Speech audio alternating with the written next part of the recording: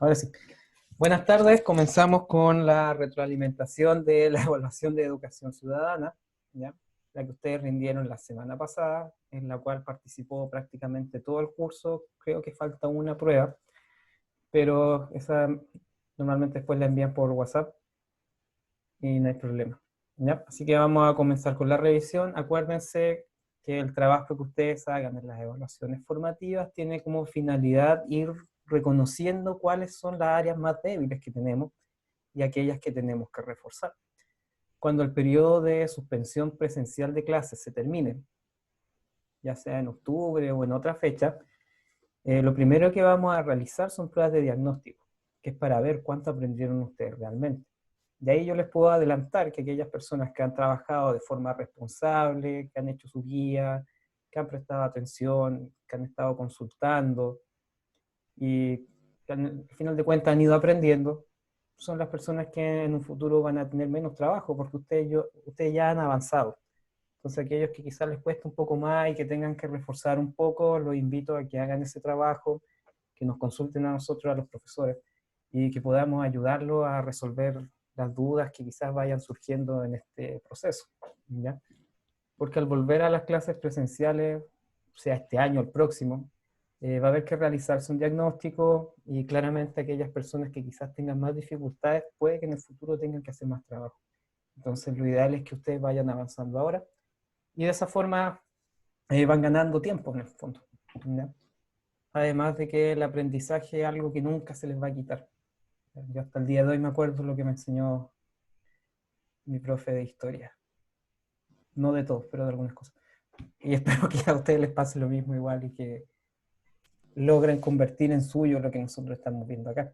Acuérdense que educación ciudadana tiene como finalidad principalmente comprender cómo funciona la sociedad y que también nosotros sepamos en qué momento nos perdimos, en qué momento perdimos el rubro.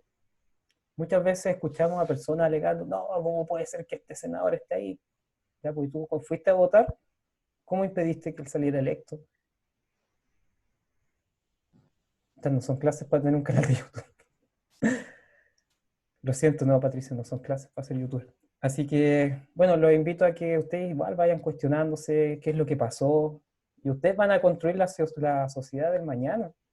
O sea, ni siquiera tan mañana, ustedes ya en 2 años más van a poder votar y van a ser responsables de las personas que estén ejerciendo los cargos de poder, presidentes, senadores, diputados, alcaldes. Y elijamos gente buena, para después no andarnos quejando de que están haciendo un trabajo malo, ¿no? Hay senadores que llevan 30 años en el Congreso y cuando les preguntan, oiga, ¿y de quién es la culpa de esto? No, del gobierno. ¿Ya? Pero usted lleva 30 años, Piñera lleva 8, no creo que sea tan malo como para en 8 años dejarle embarrar. Así que ahí nosotros tenemos que ir construyendo esta sociedad de forma responsable y sobre todas las cosas tiene que primar siempre el debate de las ideas y el diálogo, ¿ya? Hasta el día de hoy, las personas que son mis amigos más cercanos son personas con las cuales yo no comparto las ideas políticas, pero que en base al diálogo y la tolerancia nosotros podemos ir construyendo una amistad y una sociedad mejor. Está bien que pensemos distinto, así debe ser. Y en base a esas diferencias tenemos que encontrar puntos de encuentro y ir construyendo una sociedad mejor, ¿ya? Así que no se olviden de eso. Como dice Patricio ahí, eh, hay que ir construyendo una sociedad siendo todos amigos entre nosotros. El hecho de que yo piense distinto que alguien no significa que tenga que sacar a esa persona del espectro político o que su opinión no sea válida. Todas las opiniones son válidas siempre y cuando sean fundamentadas, ¿ya?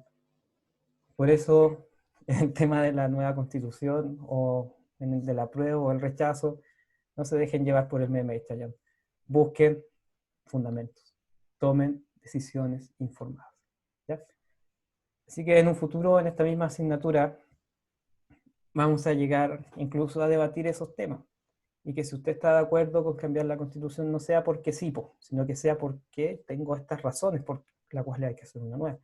O si alguien está en contra y dice, ¿sabe qué? Yo voy por el rechazo. Está bien, pero ¿cuáles son tus argumentos para decir que estás por esa opción? ¿Ya? De esa forma se va construyendo la sociedad. En base a los desacuerdos, vamos llegando a puntos podemos decir, de encuentro, y eso es lo que ha construido a Chile hasta el día de hoy en una sociedad democrática, estable, dentro de toda esta vorágine que es Latinoamérica. Tenemos en Argentina presidentes que si tú no estás de acuerdo, los empiezan a investigar, los fiscales que lo investigan empiezan a desaparecer, las personas que lo acusan también, presidentes que arreglan elecciones en Bolivia, en Perú, presidentes acusados por corrupción, acuérdense que el año pasado incluso se suicidó un expresidente por eso. Y afortunadamente en Chile hay corrupción, pero no es tan terrible como en los otros lugares de Latinoamérica, así que es deber de todos nosotros ir construyendo una sociedad mejor y con mejores políticos. El día de mañana ustedes podrían ser políticos. ¿Ya? Están ahí todas las oportunidades, tienen que aprovecharlas. Así que vamos a la prueba en base a lo que nos preguntaba, ¿cierto? Lo que decía Maquiavelo. Él nos decía que los fines de la minoría estaban motivados por algo en específico. ¿Qué es lo que buscaba la minoría? La minoría buscaba...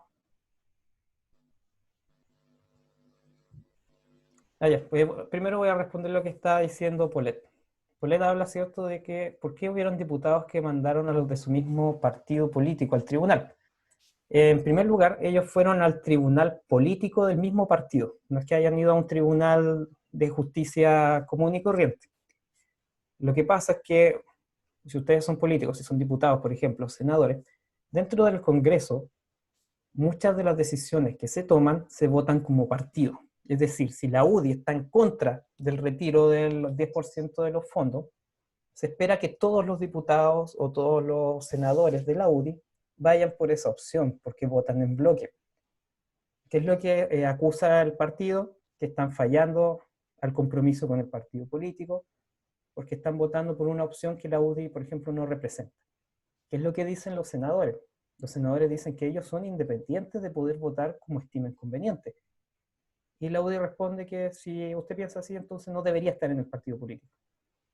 Porque si tú estás en un partido político es porque tienes que estar de acuerdo con las decisiones que el partido toma. Por eso es que los quieren llevar al tribunal interno del partido. Eso podría terminar en que ese senador, por ejemplo, el senador Moreira, termine siendo expulsado de la UDI, porque no está acatando las instrucciones que el mismo partido le está dando. ¿Ya? Pero no quiere decir, no es un tribunal de justicia, sino que es un tribunal interno, que es como para juzgar si es que los integrantes del partido se comportan de acuerdo a lo que el partido espera. ¿Ya? Espero que eso haya dado respuesta a la pregunta que estaba presentando Polet. ¿Estamos claros?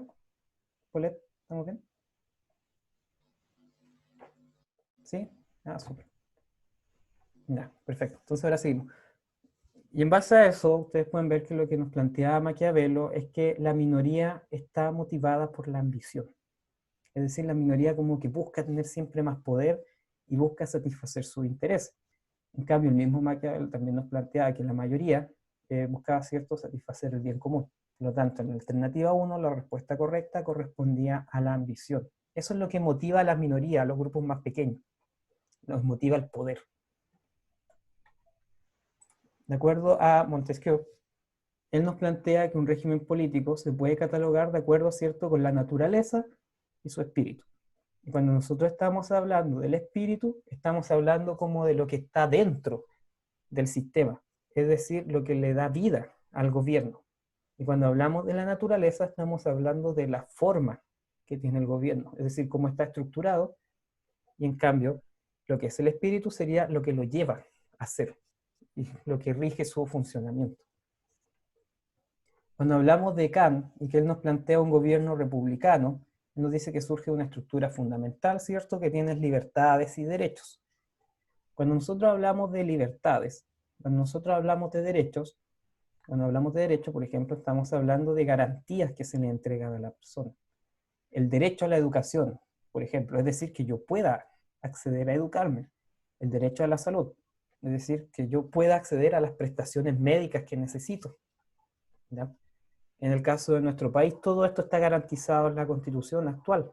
¿Ya? Está garantizada la educación y por ley también es obligatoria hasta cuarto medio.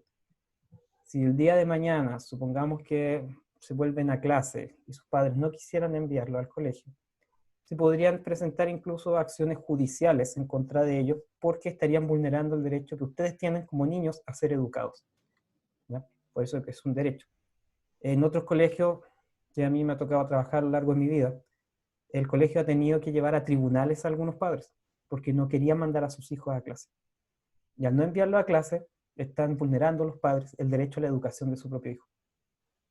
Y si siguen con esa actitud los padres, incluso pueden llegar a perder la tuición de ellos, porque es un derecho fundamental que tiene el niño, educarse. ¿Ya? Y cuando hablamos de libertades, quiere decir que nosotros podemos hacer lo que nosotros encontremos pertinente dentro de la sociedad, siempre que sea respetando las leyes que están establecidas.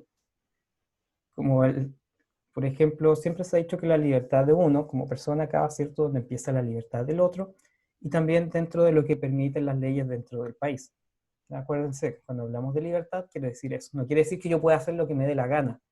Que si el día de mañana quiero salir en auto con un amigo bailando arriba del techo del auto, puedo salir a hacerlo. No. En Laja lo han hecho. Hace como 3 años en un verano, no sé si se acuerdan, que salen las noticias. Laja siempre sale por fiesta o por cosas así como extrañas. Pero el hecho de que yo lo pueda hacer no significa que esté dentro de lo que es la libertad. La libertad es siempre lo que yo puedo realizar respetando las normas y respetando a los demás. En cambio, derechos son garantías que yo tengo como persona.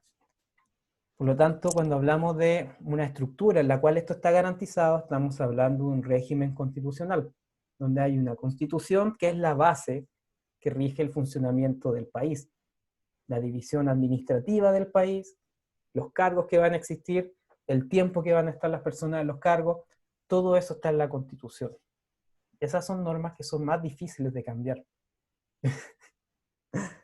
No es necesario que pidas permiso para ese tipo de cosas. ¿Ya? Por ejemplo, ¿por qué se necesitaban 93 votos para aprobar en la Cámara de Diputados, de Diputadas y Diputados, el tema del retiro del 10% de la AFP? Porque al ser una norma que va a cambiar en la Constitución, requiere un quórum superior de 3/4 partes. Y para lograr las 3/4 partes, tiene que haber un porcentaje más alto. Si son 120 diputados, ¿cierto? Se necesitaban 93 para lograr el quórum mínimo. Y se lograron 95 votos, por eso es que se aprobó. Si hubiese sido una ley normal, una ley ordinaria, no constitucional, requiere tener mayoría simple, es decir, sobre el 50%. Cuando pasamos a la pregunta número 4, de acuerdo a lo que nos plantea Locke, la sociedad tiene un origen basado en un acuerdo o contrato social entre los individuos. ¿Cómo se llama esta teoría del origen de la sociedad? Como dice su nombre, es una teoría contractualista. ¿Qué quiere decir esto? Quiere decir que la sociedad surge de un acuerdo entre las personas en las cuales nosotros asumimos que es cierto, nosotros tenemos el poder, la soberanía recae en el pueblo, nosotros cedemos parte de este poder a la autoridad, con la finalidad de que la autoridad se encargue de garantizar las condiciones mínimas, y lo ideal es que sean las condiciones ideales, para que nosotros podamos desarrollarnos. Es decir, yo renuncio a usar la violencia por mis propias manos porque le entrego ese poder al Estado. En lugar de yo andar armado por la calle defendiéndome de cualquier otra persona, le entrego ese poder al Estado, que son los que pueden ejercer la violencia de forma legal. ¿Ya? Por eso es que se dice fuerzas del orden, porque son los que se encargan de mantener el orden interno dentro del país. Esa es la función que tiene principalmente Carabineros y Policía de Investigaciones, que se cumplan las leyes dentro del territorio y también velar por que se respeten los derechos y las garantías de todas las personas que viven dentro de Chile. Por eso, si una persona actúa en contra de la ley o vulnera algún tipo de ley, esta persona se aparta de la sociedad y se mete en una cárcel. Esa es la finalidad que tienen las cárceles. Alguien que tiene un comportamiento indebido, que no respeta las leyes y que atenta en contra del bien común, se saca de la sociedad y se castiga durante un tiempo. De esa forma se garantiza que el resto de la sociedad pueda seguir funcionando y que nuestras garantías se mantengan estables. Estas sociedades que nacen de este tipo son las contractualistas. Nacen de un contrato social, es decir, de un acuerdo entre las personas.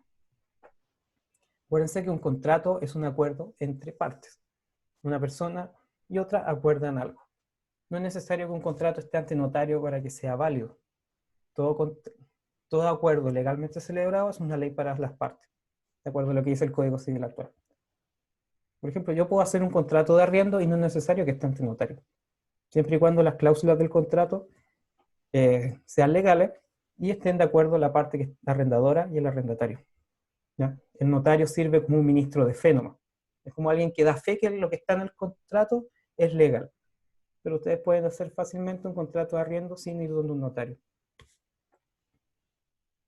Además que eso en Laja cobra muy caro. No les recomiendo el notario Laja.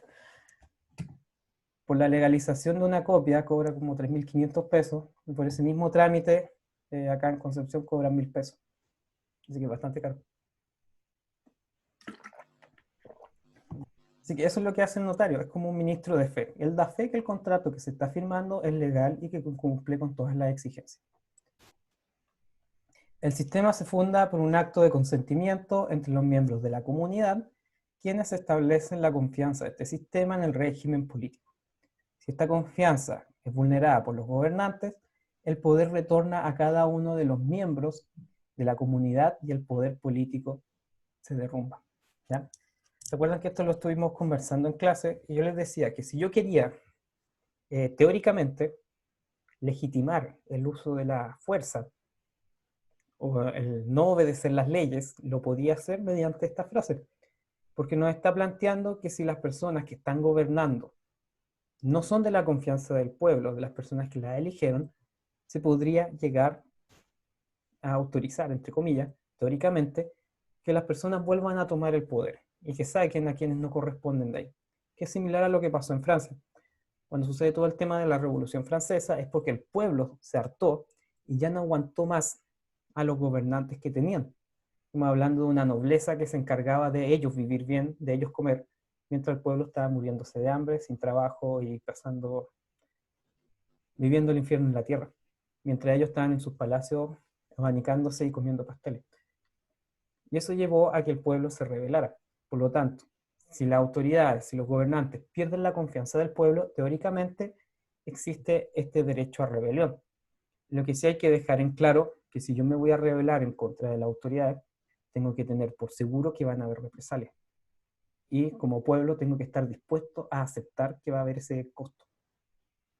De hecho, si ustedes leen a otros teóricos que hablan sobre este tema, nos plantean que existe el tema de la desobediencia civil, y que yo puedo ser, por ejemplo, un objetor de conciencia, que se da mucho en Estados Unidos, que son personas a las cuales se les obliga a hacer el servicio militar, que por su religión ellos no quieren hacerlo, o porque va en contra de las creencias que ellos tienen.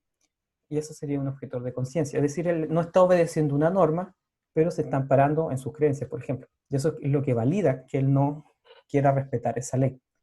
Pero hay que entender que si yo no respeto una ley, van a haber consecuencias y yo tengo que ser capaz de asumir que van a haber esas consecuencias. Así que en teoría sí existe ese derecho a rebelión. Si el gobernante se transforma en tirano, el pueblo tiene este derecho a poder rebelarse, asumiendo, ¿cierto?, que van a haber consecuencias de parte de la autoridad. Dentro del pensamiento político de Montesquieu se plantea que el pueblo no está capacitado para gobernar en un sistema democrático, pero el pueblo sí es capaz de identificar a quienes sí pueden hacerlo. Es decir, Montesquieu nos dice de palabras muy elegantes que el pueblo no es capaz de gobernar, que el pueblo no tiene el conocimiento técnico, no tiene las habilidades, pero el pueblo sí es capaz de reconocer a la persona que sí las tiene. Es decir, en el fondo nos dice, el pueblo no puede llegar a ser gobernante, pero el pueblo sí puede elegir a alguien que esté capacitado para hacerlo. Acuérdense que esto es todo pensamiento político teórico. En el fondo lo que él nos está diciendo es que una clase social baja no puede llegar a ser presidente, ni diputado, ni ningún cargo político, porque esas personas no tienen la capacidad técnica para un cargo de esa importancia. Y actualmente, para ser presidente, por ejemplo, hay que ser mayor de 40 años y hay que tener alguna profesión. Es decir, existen requisitos técnicos para alguien que quiera ocupar ese cargo. No así como para ser concejal. Para ser concejal hay que tener cuarto medio y saber leer y escribir, lo mismo que para ser alcalde. Pero en cambio, para ser presidente se exige que esta persona tenga como mínimo una profesión. ¿Ya? Así que eso es lo que él nos plantea, que el pueblo no es capaz de ser gobernante, lamentablemente, pero sí que el pueblo es capaz de identificar a quienes tienen las capacidades para hacerlo. Dentro de los principales puntos de la agenda del liberalismo del siglo 19 se propone que el sistema democrático representativo debe lograr reflejar la diversidad de la sociedad civil. ¿Qué sistema electoral se propone como solución al problema de la representatividad? Se plantea el sistema proporcional, en el cual acá este sistema funciona en base a listas, en las cuales, en el fondo, lo que se hace es que, ya, supongamos que tenemos 6 candidatos para un cargo, para 2 cargos. ¿Quiénes se van a elegir para esos 2 cargos? Si siguiéramos la lógica tradicional, ¿cierto? Serían las 2 primeras mayorías. Pero el sistema proporcional dice que no. Dice que lo que se debe considerar es que haya una representación de todos los sectores políticos. Y por ejemplo, si un candidato sacó una cantidad de votos que en sí era muy baja, pero la lista en la cual estaba sacaron un porcentaje mayor al segundo candidato con más votos, ellos eligen a uno de los de su grupo, al que tenga mayor cantidad de votos, y lo eligen como diputado. Eso es lo que permitió que, por ejemplo, hay un diputado que muchos lo molestan en Twitter, que es Gonzalo Vinter, quien salió electo con 4.000 votos como diputado. Hubo un tiempo en Twitter en que estaba dando vuelta el hashtag desafío Vinter, que se trataba en tener más seguidores que los votos que había tenido este diputado. Porque gran parte del sector político consideraba, no creo que eran menos votos, creo que eran como 1.000 votos que sacó para ser electo diputado. Y él salió electo en base a este sistema actual, proporcional que existe en nuestro país, en el cual si una lista de candidatos en su conjunto suma más que, por ejemplo, la segunda mayoría de los candidatos, esta lista coloca a uno de sus candidatos como diputado.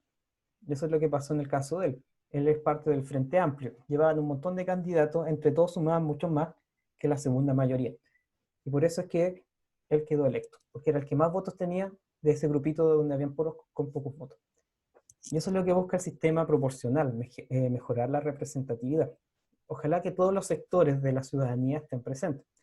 Cuando se hizo el cambio en el Congreso y se aumentó el número de congresistas, se cambió también el sistema mediante el cual son electos. Por eso es que el día de hoy podemos ver que hay diputados del Frente Amplio, del Partido Comunista, Independiente, porque se buscó dar, hasta yo hago 1.000 votos, porque se buscó dar mayor representatividad a las personas. ¿Ya? Si se tira de candidato, yo voto por Juanito. Cuando hablamos de transparencia y accountability, son elementos fundamentales de un sistema democrático. El último concepto, accountability, es una palabra en inglés que en el fondo significa como hacerse responsable de las cosas cuando yo estoy en un cargo.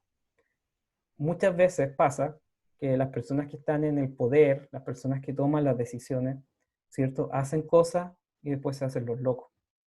Lo que nos habla esto es de que si yo voy a estar en un cargo y hago algo que atente en contra de él, por ejemplo, tengo que hacerme responsable de eso y renunciar si es necesario. Como pasó en Nueva Zelanda con el ministro de Salud, por ejemplo. Nueva Zelanda es el país que hasta ahora lo ha hecho mejor en cuanto al combate del COVID-19, pero el ministro se relajó un día y fue a la playa. Y que era algo que le había dicho, no, o sea, que nadie puede ir a la playa. Día siguiente, renunció, porque él dijo que él como ministro tenía que dar el ejemplo. Y él no podía actuar de una forma contraria a la cual le estaba pidiendo a la gente que lo hiciera. A eso se trata la accountability. Se trata de que yo, si estoy en un cargo, tengo que ser responsable de ello. Por ejemplo, si yo voy a estar en un cargo político, en un cargo público, tengo que comportarme de una forma ejemplar, porque estoy siendo visible para toda la sociedad. Y si yo les voy a pedir a la sociedad un comportamiento en específico, lo mínimo que puedo esperar, lo mínimo que puede esperar la gente es que yo dé el ejemplo. Así que de eso habla este concepto de accountability.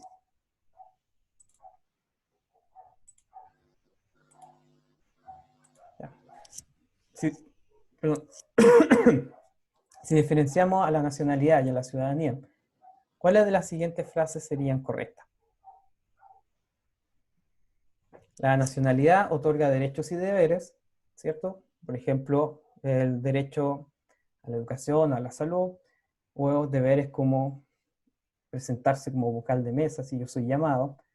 Y la ciudadanía entrega derechos políticos, es decir, relacionados con mi participación en la sociedad, como ser candidato o como ser electo para un cargo de elección popular o ostentar un cargo público de designación, como una seremía, por ejemplo. El derecho de sangre, también llamado jus sanguini, o de filiación, indica que una persona puede adquirir la nacionalidad chilena considerando que nació en el extranjero, ¿cierto? Pero que sus padres son chilenos. Es decir, entre comillas, como que la nacionalidad pasa de la sangre de los padres a la sangre del hijo. Esto es algo que se viene aplicando desde la época romana. Por eso es que es un concepto que se usa en latín. En la época del Imperio Romano,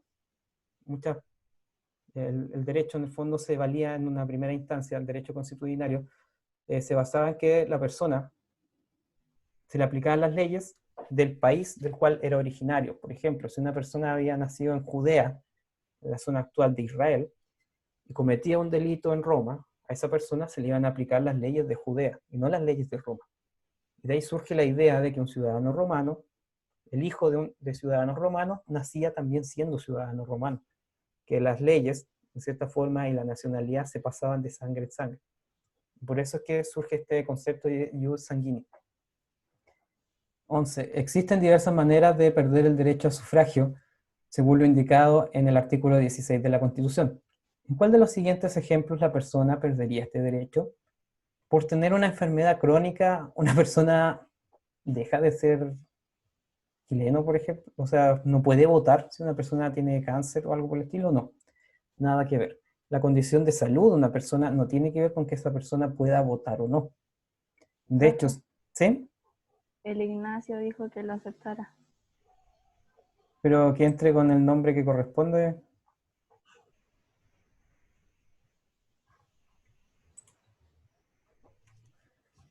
Eso es lo único que puedo decir.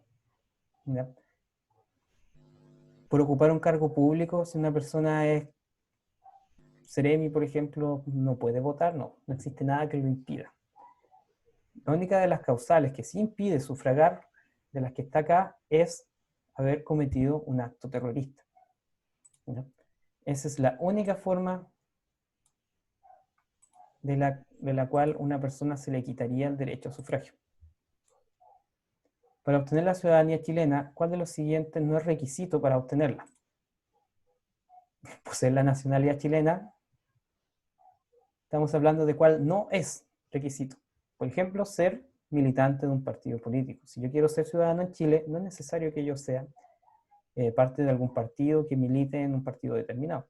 Solamente se pide tener ciertos 18 años y tener nacionalidad chilena. ¿Cuál de las siguientes características es correcta cuando hablamos de sufragio? De todas las alternativas que estaba acá, la única correcta era la que hablaba sobre el tema del derecho a voto y que desde el año 2012 es automático y es voluntario. Antes del año 2012, si una persona quería participar de las elecciones, al cumplir los 18 años, tenía que ir a la junta electoral de su comuna e inscribirse. Si a ti no te interesaba la política, como decía el Chino Río, si no estabas ni ahí, no te inscribías en la junta electoral y no votabas, ¿ya? Pero después se consideró que eso era discriminador, un montón de cosas más, y surgió la idea de que el voto tenía que ser voluntario y que la inscripción automática. Es decir, todos al cumplir 18 años siendo chilenos pueden votar. Y si vas a votar o no, cosa tuya. Pero antes, las personas que les interesaba la política y que querían participar, si tú te inscribías en la junta electoral, tenías que ir a votar sí o sí. Y si no votabas, te podían sacar una multa. En cambio ahora es al revés. Si uno quiere, va a votar. Lo único que no puedes dejar de lado es si sales llamado vocal de mesa. Si te llaman como vocal de mesa, tienes que ir, sí o sí. De lo contrario, ahí te van a sacar una multa. Salvo que esté a más de 400 kilómetros del lugar donde te toca votar. ¿Puedo entrar al Ignacio o no? No sé, no me dijo nada. Le voy a hablar.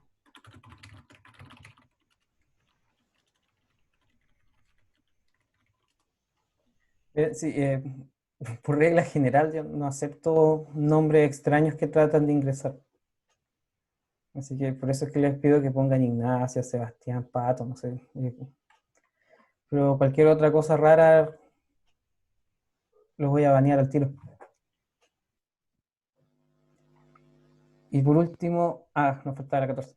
El votar o sufragar, optar a un cargo político o el poder, unirme a un partido político, ¿qué tienen en común? Que son derechos ciertos que las personas tienen al convertirse en ciudadanos. Número 15, ¿por cuál de las siguientes razones se pierde la nacionalidad chilena? Por prestar ayuda a un país enemigo en guerra con Chile. Por haber cumplido con una pena aflictiva se pierde la ciudadanía, no la nacionalidad. ¿Ya? Por lo tanto, si una persona ayuda a un país que es enemigo de Chile durante una guerra, esta persona va a perder la nacionalidad chilena.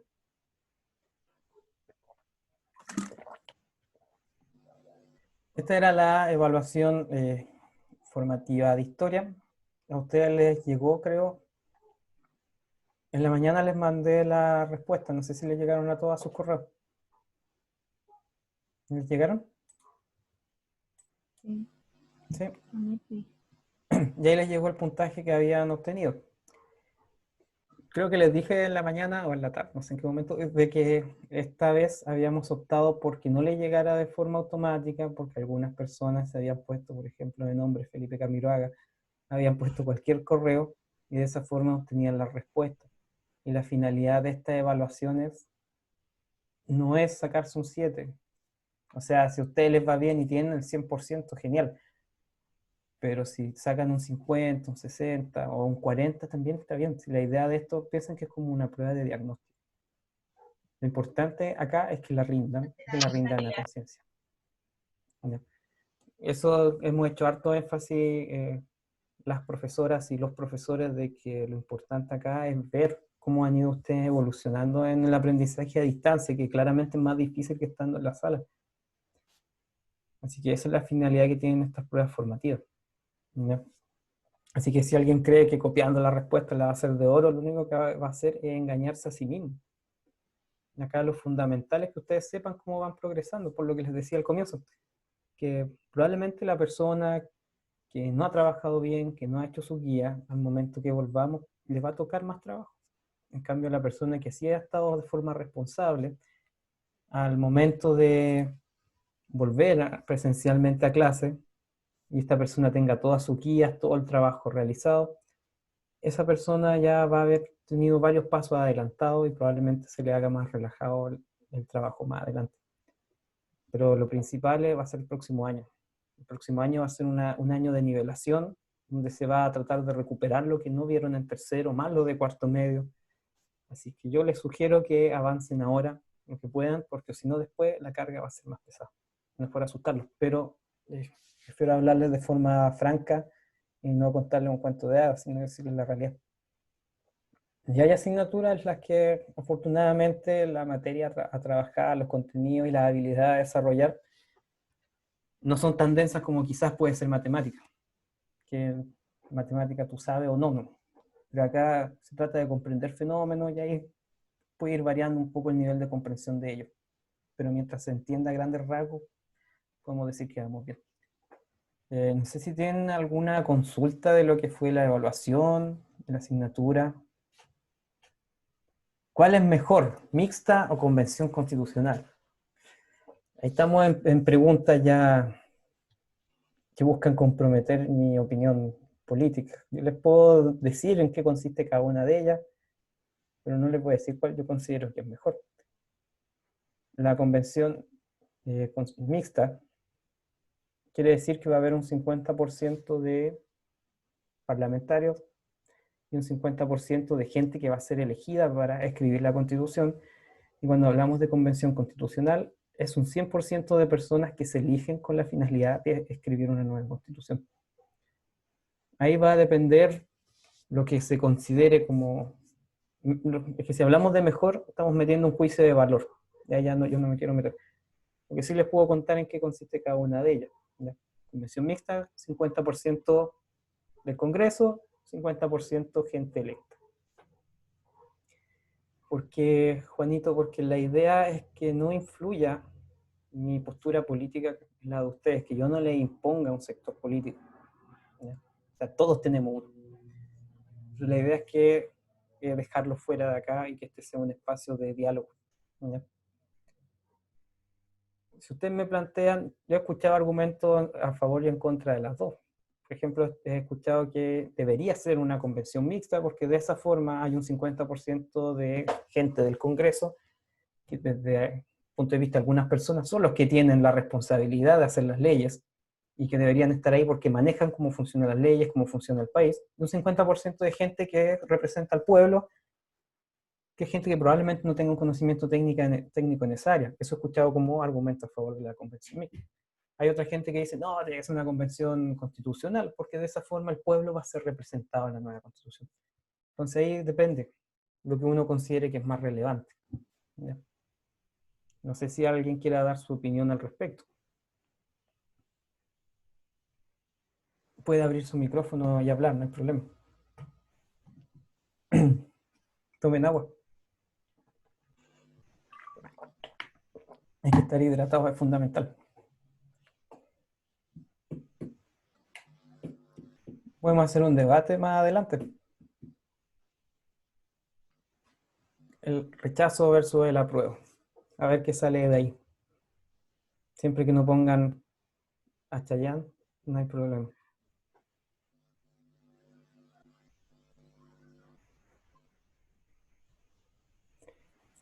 Sí, se puede llegar a cambiar. De hecho, pongámonos en el caso que plantea Juan, en el caso en el que selecto, supongamos que gana la prueba y gana la... No metamos a Chayanne en la política, ¿ya? Por eso, esa es mi opinión. Dejémoslo en el área de la música. Lo que plantea Juanito, supongamos que se aprueba la nueva constitución y gana una convención constituyente. Una vez que se redacte la nueva constitución, se va a someter a plebiscito. Es decir, esta gente que va a ser electa para escribirla, van a tener un plazo, no me acuerdo cuánto tiempo exacto es, creo que era como un año o algo así, y después de ese año se nos va a presentar a la ciudadanía la constitución nueva y va a haber un plebiscito en el cual nosotros tenemos que aprobarla o rechazarla. Si se rechaza, se tiene que disolver la asamblea, la convención mixta o constituyente, llamar a elecciones nuevas, y se tiene que redactar una nueva constitución. Otra vez. Ahí se tiene que votar si estamos a favor o en contra de esa nueva constitución. Así que en ese aspecto la decisión final la va a tener la ciudadanía. Por eso es que yo los llamo y las llamo a que hagan el siguiente ejercicio, lean la constitución actual. Desde mi opinión, hay hartas cosas que se pueden rescatar de ahí. ¿Ya? No es necesario partir de cero. Eso es lo que yo considero que personalmente que quizá se puede ganar mucho más tiempo cambiando lo que ya existe que empezando de nuevo, porque el proceso igual va a ser largo. Muy bien, Juan, muy buen argumento. Tiene razón. ¿Qué pasa si sale electa gente que no tiene las competencias, gente que está ahí? Imagínense que elijan a un influencer. La idea es que sean personas representativas de la sociedad. ¿Ya? Por ejemplo, hay cosas básicas que están en la Constitución actual, como el derecho a la vida, la dignidad, todas esas, la educación, la salud. Son cosas que están, pero que quizás no se están cumpliendo. Entonces yo creo que podríamos escribir la mejor, no me acuerdo quién le escuché decir esto, que él dijo, podríamos escribir la mejor constitución del mundo. Pero si como sociedad no cambiamos y nos encargamos de que esto se cumpla, va a ser hoja en un papel que nadie va a considerar. Así que yo creo que eso es fundamental, independiente de que se haga o no una constitución nueva, tenemos que considerar que lo que esté ahí sea algo que nosotros vamos a cumplir y vamos a incentivar. En la constitución actual aparece que tenemos derecho a vivir en un medio ambiente libre de contaminación. ¿Y qué pasa? ¿Vivimos en un medio ambiente libre de contaminación? Salgan de su casa a las 9 de la noche, un día de mucho frío en Laja. Les va a pegar en la cara el olor a leña y a humo. No van a poder ni respirar afuera. O los días que se siente el olor de la fábrica. Y así en todo Chile. ¿Vivimos en un medio ambiente libre de contaminación? ¿Se cumple? Y está actualmente. Entonces ahí va el debate. Algunas personas han planteado, no, es que no se cumple porque no está legitimada. Y la nueva está legitimada. Entonces ahí ya empiezan a surgir problemas. Por eso es que las invito y los invito a que las vayan leyendo, vayan viendo lo que está ahí. Y de esa forma pueden debatir con argumentos el día de mañana y digan, no, saben que esta cuestión está mala. ¿Y por qué está mala? Por esto, por esto, por esto. Pero en cambio, si yo digo que no, está mala porque lo dice Chayanne, no, ahí estamos cayendo mal. Sino que hay que haber argumentos y razones de peso. ¿Ya? Así que no sé si alguien quiere agregar algo al respecto. Si alguien tiene alguna otra opinión que la diga.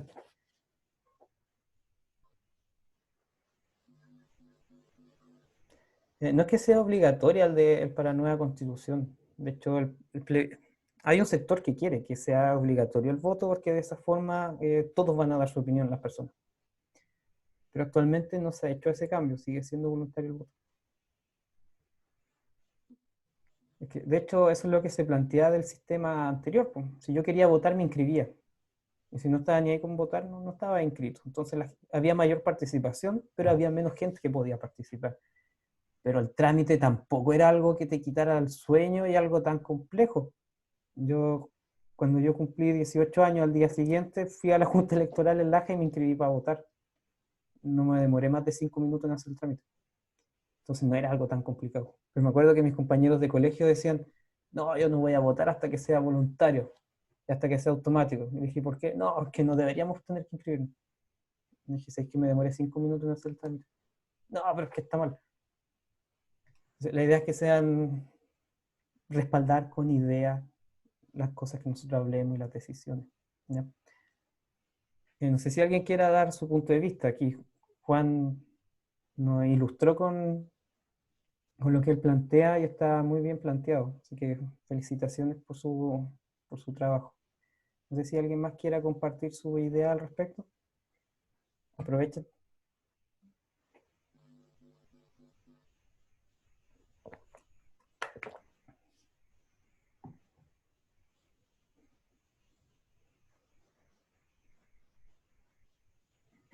Eso es lo que se estaba planteando, Juan, pero hasta ahora no se ha convertido como en ley, como tal. Podría variar de aquí a octubre, pero hasta ahora no aparece que se establezca una multa para quien no vote.